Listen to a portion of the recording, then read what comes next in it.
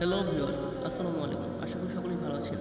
আমরা শুরু করতে যাচ্ছি আমাদের দ্য গল্পরাজ চ্যানেলের ফার্স্ট গল্প। বর্তমান সময়ের ইস্যুকে ঘিরে তৈরি আমাদের একটি সচেতনতামূলক গল্প, একজন করোনা রোগী।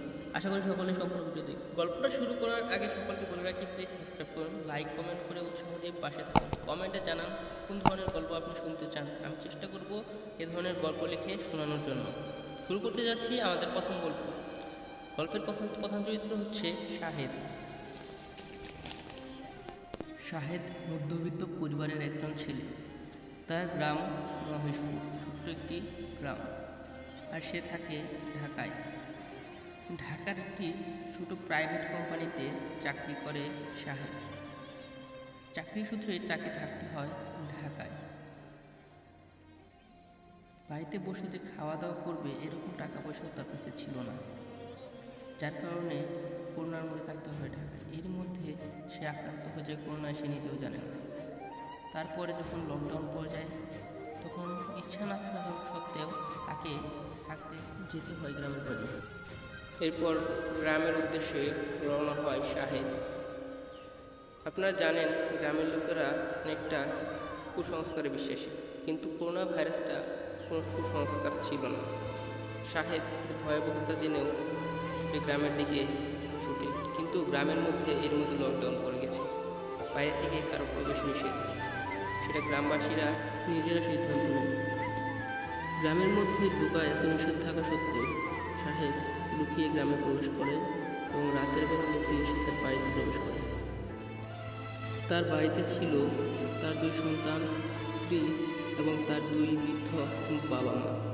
সে সবার সাথে থাকা খাওয়া শুরু করে, কিন্তু সে একজন শিক্ষিত মানুষ সত্ত্বেও যে একটা বোকার মতো কাজ করে বসে, তা বলে বোঝানো সম্ভব নয়। এতটাই বোকামি যে কিছুদিনের মধ্যেই যে তার পরিবারটা ধ্বংস হয়ে যাবে সে সেটাও কখনো কল্পনা করতে পারে না। সে লুকিয়ে চলে আসে ঢাকা থেকে, যে ঢাকায় করোনার বসবাস। প্রতিদিন শত শত মানুষ আক্রান্ত হচ্ছে করোনায়। ছোঁয়াচে রোগ করোনা, এত বড় শহর, এতগুলো মানুষের মাঝে সেই রোগটা শাহেদের মধ্যে চলে আসা কোনো ব্যাপারই না, কিন্তু তা নিয়ে কোনো সচেতনতা নেই শাহেদের। শাহেদ যে গ্রামে চলে এসেছে তা কিছুদিনের মধ্যে জানাজানি হয়ে যায়। এরকম পরিস্থিতিতে তার অসতর্কভাবে গ্রামে প্রবেশ করার খবর পেয়ে গ্রামবাসীরা এবং গ্রামের সকল মাতাব্বর, বড় বড় মানুষ এবং গুণীজনরা ছুটে আসে তার কাছে। সবাই তাকে বোঝানোর চেষ্টা করে যে সতর্ক থেকে তার গ্রামে প্রবেশ করা উচিত ছিল, কিন্তু শাহেদ কারো কথা শোনে না।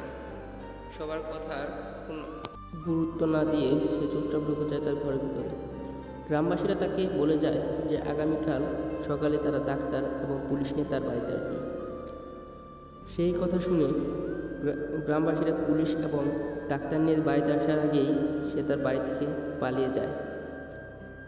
সে পালিয়ে যাওয়ার পর গ্রামবাসীরা যখন তার বাড়িতে আসে পুলিশ এবং ডাক্তার নিয়ে, তখন তারা জানতে পারে শাহেদ বাড়িতে নেই। এরপর ডাক্তাররা তার পরিবারের সকল সদস্যকে পরীক্ষা করে। তার পরিবারের সকল সদস্যকে করোনা পরীক্ষা করার পর ডাক্তাররা জানায় যে তার প্রত্যেকটি সদস্যের মধ্যেই করোনা ভাইরাসের উপস্থিত লক্ষ্য করা যাচ্ছে। আইসোলেশনে থাকা অবস্থায় তার পরিবারের প্রত্যেকটি সদস্যের স্বাস্থ্যের অবনতি ঘটতে থাকে। ধীরে ধীরে মৃত্যুর কোলে ঢুলে পড়তে থাকে তার পরিবারের সদস্যরা। কিছুদিনের ব্যবধানেই মৃত্যু হয় একাধারে শাহেদের পরিবারের 2 সন্তান এবং তার বৃদ্ধ বাবার।